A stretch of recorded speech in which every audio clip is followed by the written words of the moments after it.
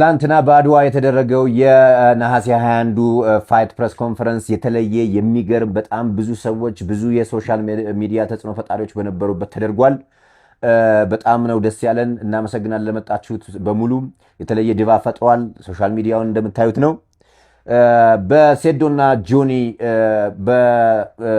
ከእምነት ጋር በተያያዘ ንግግር የተነጋገሩት ነገር ትንሽ ቅር ያሰኛችሁ አካላቶች ስላላችሁ ለእናንተ ይቅርታ እያለንና ከወዲሁ ይቅርታችን ተቀብላችሁን ነገር ግን እንደዚህ አይነት ነገር ከሚሰራና ብዙ ነገር ወደፊት ከሚታገል እዚህ አይነት ትንንሽና ማይነር ስህተቶች ከሚሰሩ ሰዎች ይፈጠራል ብለን እናስባለን።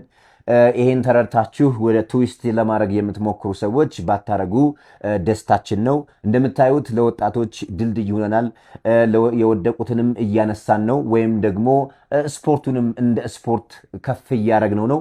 ይሄንን አይታችሁ ሰፖርት ማድረጋችሁ እንዳይለየን ከወዲሁ ጥሬን እያስተላለፍኩ እንደዚህ አይነት ነገሮች ወደፊት ሊፈጠሩም ላይፈጠሩም ይችላሉ። እኛ ጥንቃቄ እናደርጋለን። ነገር ግን ይሄ ትልቅ በሀገራችን በጣም ትልቅ ከሚባሉ ዝግጅቶች አንደኛው ነው። ስለዚህ እንደዚህ አይነት ነገሮች ላይ አንዳንድ ማይነር የሆኑ ነገሮች ሊፈጠሩ ይችላሉ። ይሄን አንደርስታንድ ማድረግ መቻል አለባችሁ። ወጣቱ ተሰብስቧል፣ ድልድይም እየሆንን ነው።